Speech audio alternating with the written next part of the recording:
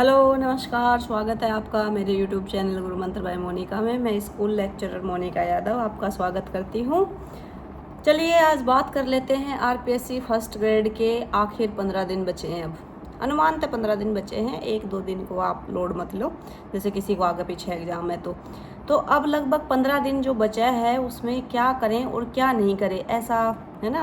क्या करना चाहिए जिससे हमें बेनिफिट मिले एग्जाम में, और ऐसा क्या नहीं करना चाहिए जिससे हमें उसका नुकसान उठाना पड़ जाए। तो सबसे पहले बात हम कर लेते हैं कि ऐसा क्या करें हम 15 दिन में कि हम सिलेक्शन में 100% हमारा ये हो जाए कि पक्का हमारा सिलेक्शन हो जाएगा, है ना। तो 15 दिन के अंदर सबसे पहले तो आप, अगर मैं आपकी जगह होती तो मैं यही बता देती हूँ कि मैं क्या करती। मैं सबसे पहले सिलेबस उठाती और सिलेबस उठा कर देखती कि सिलेबस के अंदर कौन कौन सी ऐसी चीज़ है जो आपा बिल्कुल टच ना कर पाया, या फिर कौन सी चीज़ आपन ऐसी लाग रही है कि वो अपनी वीक है, तो उसके लिए उस पर टिक लगा लेता।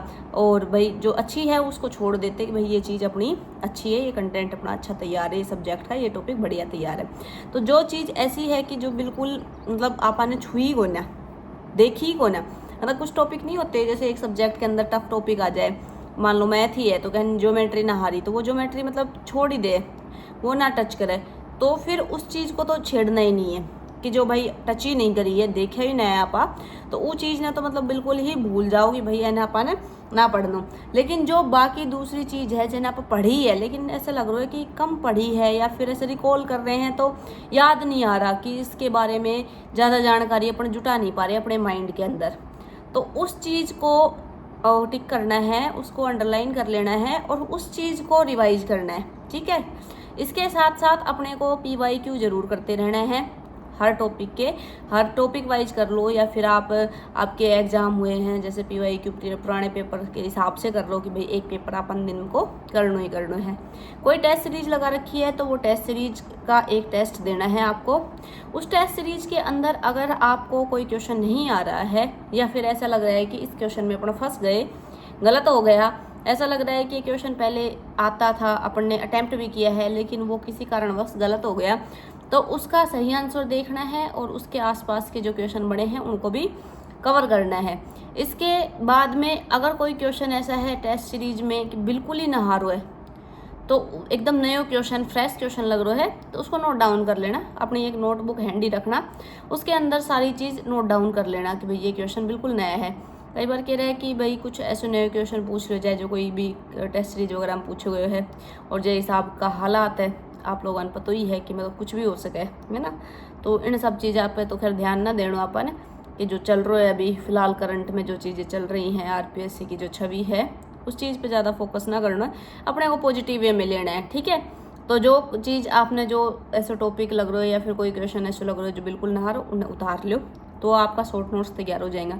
PYQ में भी ऐसे ही करना है, जो क्वेश्चन ऐसे है जो अपन बिल्कुल ना हारो, या फिर उनमें कोई क्वेश्चन के अंदर ऑप्शन ऐसे है, जैसे 4 ऑप्शन है तो 3 ऑप्शन के बारे में अपन फुल जानकारी है, लेकिन चौथा ऑप्शन आप छोड़ना है, तो उन ढूंढ ढांड को चौथा ऑप्शन के बारे में जानकारी जरूर जुटानी है, क्योंकि हो सकता है कि अगली बार क्वेश्चन इसी चौथे ऑप्शन से पूछ ले जाए, ठीक है।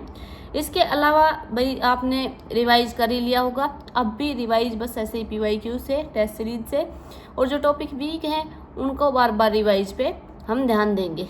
और फैक्ट डेट्स वगैरह हुई सी, या कोई भी पॉलिटी जैसे सब्जेक्ट में थिंक कर रहे हैं, या फिर हिंदी जैसे सब्जेक्ट के अंदर आचार्य वगैरह होते हैं, है ना, जैसे काव्य शास्त्र जैसे सब्जेक्ट है जो फैक्चुअल है, उनको याद करने को एक ही तरीका है। कुछ बच्चा पूछे कि मैडम काव्य शास्त्र कैसे तैयार करा, तो काव्य शास्त्र तैयार करने को एक ही तरीका है, बार बार रिवाइज करो, कोई कीवर्ड पकड़ो, उसका पूरा सेंटेंस याद नहीं हो तो कोई बात नहीं, कीवर्ड पकड़ के उसको आचार्य के साथ लिंकअप कर दो, आचार्य का जो नाम है ना उसके साथ लिंकअप कर दो। वो लिंक आपका अड़ोसी पड़ोसी से रिलेटेड हो सके, या फिर आपका कोई ऐसी इमेज कि वो नाम पड़ता है आपका दिमाग में वो इमेज क्लिक करे, तो उससे भी हो सके। हर किसी को लिंक करने को तरीको, विजुलाइज करने को तरीको चीज़ें अलग हो सके, वो आपको पर्सनल तरीको हो सके कि आप उसको कैसे जोड़ते हो, है ना, कैसे याद रखते हो। इसके बाद PYQ पे फोकस की बात हो ही गई, PYQ फोकस करना है, लास्ट टाइम पे सबसे ज़्यादा इंपॉर्टेंट PYQ ही हो जाए, उससे कि पैटर्न भी समझ में आओ अपन, और कोशिश करा कि आप PYQ से पैटर्न के साथ साथ नया क्वेश्चन भी बना पावा, है ना। ज़्यादातर क्वेश्चन नए क्वेश्चन वहीं से ही पुटअप होते हैं जो उसके ऑप्शन होते हैं वहाँ से। और मॉक टेस्ट है, तो मॉक टेस्ट आप लोग दे ही रहा होगा, लगा ही लिया होगा।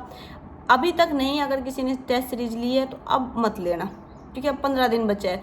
अब 15 दिन आप रिवाइज करने पर ज़्यादा ध्यान दें तो ज़्यादा अच्छा है। ले रखी है वो ठीक है, वो करते रहो। जिसने नहीं लिए नहीं मत लेना, है ना। अभी क्योंकि बहुत सारा मैटर है तैयार किया हुआ, वो रिवाइज करने का टाइम है।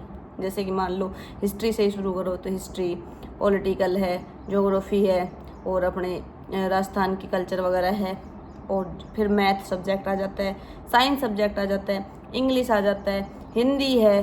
तो ये इतना सारा सब्जेक्ट लगा रखा है, फिर करंट अलग से। तो इन सब चीज़ आने भी तो तैयार करना खातर टाइम चाहिए ना, एक बार और रिवाइज खातर टाइम चाहिए ना। तो नई टेस्ट सीरीज कोई ना लेवे, जिसकी पुरानी है ले रखी है उसी का ही इस्तेमाल करें। जो वीक टॉपिक लगे कि अपन भाई ये नहारा, तो उन पर फुल कंट्रोल करना है।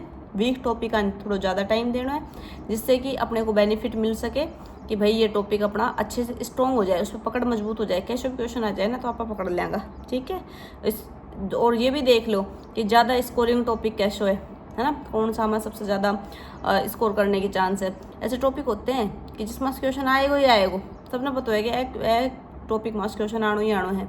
तो वो टॉपिक ने बहुत अच्छा से तैयार करो। और जो बार बार गलत कर रहा हो, चाहे एग्जाम में, टेस्ट सीरीज में, पिछला एग्जाम हम गलती करिए, वो गलती में ध्यान दो और उसको सुधार करने की कोशिश करो। करंट अफेयर का क्विक रिवीजन, तो करंट अफेयर को क्विक रिवीजन किस तरह करोगा भाई, यूट्यूब पे कोई लोग खूब करंट वगैरह पढ़ा रहे होंगे, करंट के क्वेश्चन भी कराएंगे। तो आप फ्री रहो, जब फ्री रहो, जब ऐसे नहीं कि सुबह पहले बैठ गए यूट्यूब लेकर ना, जब फ्री रहो तब एक बार कोई की यूट्यूब वीडियो देख ली, या फिर कोई मान लो करंट की बुक है तो उन्हें थोड़ी देर, पूरा दिन पढ़ता पढ़ता बोर हो गया तो बीच में टाइम निकाल के 15 मिनट, आधा घंटा, 1 घंटा तो वो बुक ने पढ़ लियो। करंट को भी यही हाल से आप सोचा एक बार में याद हो जाएगा ना, एक बार में याद ना, बार बार रिवाइज करना पड़ेगा जब भी याद होगा जाके। और ए टाइम में अब सबसे इम्पोर्टेंट चीज़ जो है स्लीप और मेडिटेशन। धाप का सोना है, धाप का सोने का मतलब 7-8 घंटा कम से कम सोना है ना। अब वो चाहे दिन रात दोनों मिला के कैसे भी सो, हम सारे हिसाब से डिपेंड करें। उससे ये रहेगा कि जैसे कम सोएंगे ना तो ब्रेन हैंग होने का ज़्यादा चांस रहेगा, चीज़ें कन्फ्यूज ज़्यादा हो जाती हैं। तो अपने को हैंग नहीं करना है, दिमाग को इतना बचा के रखना है कि वो वहाँ पे जब एग्ज़ाम हो हमारा तो हॉल में प्रॉपरली काम कर सके। अपन सही गलत दिखी, संगत है, असंगत है, गलत है ना, सही नहीं है, ऐसा क्वेश्चन बहुत पूछा आरपीएससी। तो ये सब अपने को अच्छे से मेंशन हो। और उसके लिए यही है कि अच्छी नींद बहुत ज़रूरी है, एकाग्रता ज़रूरी है। एकाग्रता के लिए क्या करोगा, मेडिटेशन करो, आधा घंटा निकालो अपने लिए, कुछ ही नहीं होएगा, आधा घंटा 15 मिनट जितनी निकाल सकते हो निकालो। थोड़ी देर टहला करो, घूमया करो, इधर उधर टांग ना मारनी, अपना घर में ही छत पे खाली जगह जो आसपास है वहीं घूम लो। और 15 मिनट कम से कम योगा करो। योगा में मैनिफेस्ट कर सको, सोच सको कि भाई आप क्या बनना चाह रहा हो, उससे भी बेनिफिट मिले। विजुलाइज करो, तो उससे क्या होता है कि दिमाग उसी तरीके से रिएक्ट करने लग जाता है। तो एग्ज़ाम टाइम के हिसाब से रूटीन बनाओ, कब एग्ज़ाम होगा उस हिसाब से टेस्ट करने की कोशिश करो, तो वो कब कंप्लीट हो जाएगा, ठीक है। अब अगले 15 दिन करना क्या नहीं है ये और सुन लो। तो अगले 15 दिन क्या नहीं करना है, सबसे पहले तो कोई नई किताब ना पढ़नी, कोई भी नई चीज़ ना पढ़नी, जो कंटेंट ना पढ़े है उसको नहीं पढ़ना, छोड़ दो, ठीक। उसके लिए अब नया बुक पढ़ोगा या नई चीज़ पढ़ोगा ना कन्फ्यूजन हो जाएगा, रिवीजन होने को टाइम ना मिलेगा, कोई मतलब ना निकलेगा। दूसरी बात, टेलीग्राम वीडियो से या टेलीग्राम से यूट्यूब वीडियो से इतना ओवरलोड नहीं होना है। कई बार क्या करा आप बहुत ज़्यादा PDF इकट्ठी कर लिया, बहुत ज़्यादा यूट्यूब का थंबनेल मैराथन पूरा दिन ही वही देखता रहा, वो नहीं करना है। बुक पढ़नी है, पन्ने पढ़ने हैं, उससे क्या होएगा एग्जाम में तो अपने भाई रिटर्न जो एग्जाम होएगा तो पन्ना पे ही मिल लो है ना, डिजिटली थोड़ी ना कि यूट्यूब पे वीडियो मिलेंगी या फिर अपने को टैबलेट पे मिलेगा। RPSC पन्ना पे दे तो आदत बनी रहे। क्या होता है कि सारा दिन मैराथन यूट्यूब की वीडियो वगैरह कुछ आप देखता रहा से ना, तो उससे मतलब माइंड अलग हिसाब से रिएक्ट करने लग जाता है, फिर पढ़ने में रुचि नहीं दिखाता। जब पढ़ता नहीं है माइंड तो फिर कोई मतलब ही नहीं निकलता, फिर वो उतना अच्छे से अपन नहीं पढ़ पाएंगे, पेपर अटैम्प्ट नहीं कर पाएंगे जितने अच्छे से करना चाहिए। दूसरी चीज़, दूसरा कंपेरिजन ना करना। कंपेरिजन जैसे कि कोई व्यक्ति बहुत ज़्यादा पढ़ रहा है, कोई व्यक्ति 15 घंटा पढ़ रहा है, कोई 16 घंटा पढ़ रहा है ना, कोई को सिलेबस पूरा कवर होगो, कोई को बहुत कम मतलब कवर हुए से, आधो ही कवर हुए से। तो इन सब चीज़ां ने कंपेरिजन ना करना है।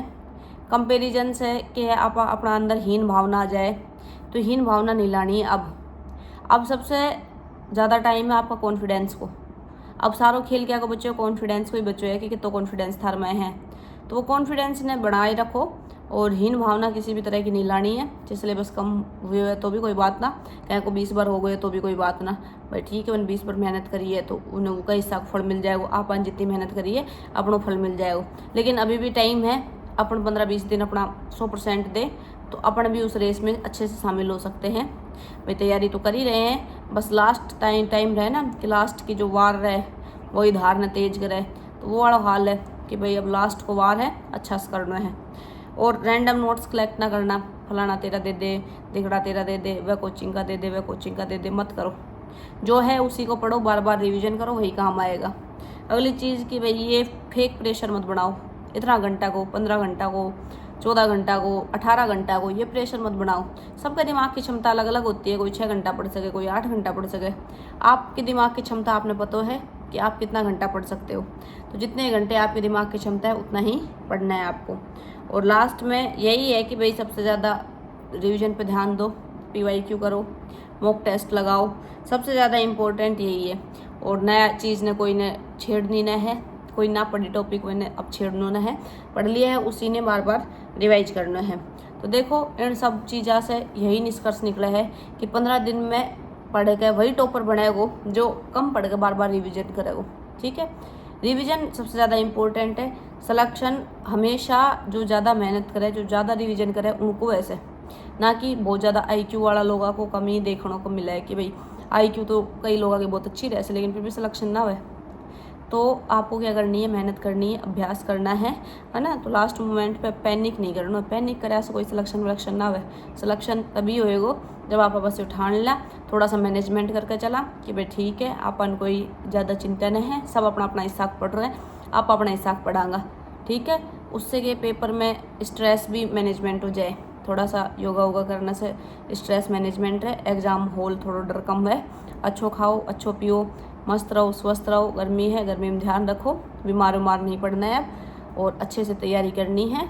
अब जो अटैम्प्ट है यही है, आर पार की लड़ाई है। अब जो भी करना है इन 15-20 दिन में कर कुरा के यो एग्ज़ाम देना है, सिलेक्शन लेना है तो इसी में ही लेना है, फिर आगे तैयारी ना करांगा। बस में ही हो जाए तो ठीक है, नहीं तो देखी जाएगी। पर प्रयास अब 15-20 दिन इतना करना है कि हो ही जाए सिलेक्शन, सोचना ही ना है कि होए ना होए।